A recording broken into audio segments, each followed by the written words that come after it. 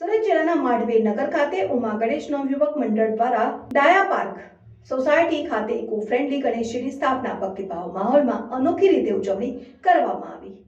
માંડવી નગર ખાતે આવેલ ડાયા park society ખાતે આ વર્ષે ગણેશ ભક્તોએ ભારે ઉત્સાહ સાથે ઇકો ફ્રેન્ડલી મંડપ જે બાજ અને દળિયાથી બનાવેલ છે, જે આકર્ષણનું કેન્દ્ર બનેલ છે। ગણેશ દાદાની શુદ્ધ માટીની મૂર્તિની સ્થાપના કરવામાં આવી છે। આ વખતે ગણેશ ભક્તોમાં ભારે ઉત્સાહનો માહોલ જોવા મળી રહ્યો છે। સરકાર દ્વારા નક્કી કરેલા તમામ નિયમોનું અહીં પાલન કરવામાં આવ્યું છે, જેવા કે સીસીટીવી કેમેરા, સ્વચ્છતા, ઇકો ફ્રેન્ડલી માટીની મૂર્તિ વગેરેનું યોગ્ય રીતે પાલન કરવામાં આવી રહ્યું છે। તેમજ મંડપમાં સુંદર રોશનીનો શણગાર પણ કરવામાં આવેલ છે।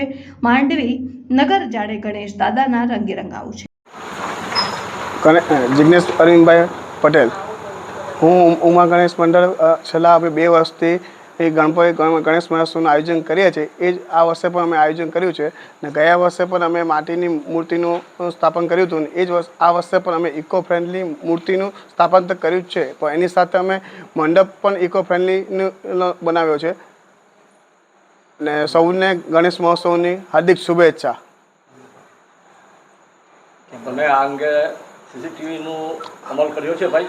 હા, અમે સરકારની ગાઈડલાઇન્સના અંદરમાં જે પણ નિયમો હતા, સીસીટીવી કેમેરા માંડીને જે ઇકો ફ્રેન્ડલીના જે પણ નિયમો હતા તે તમામ નિયમોનું પાલન કરીને કર્યા છે।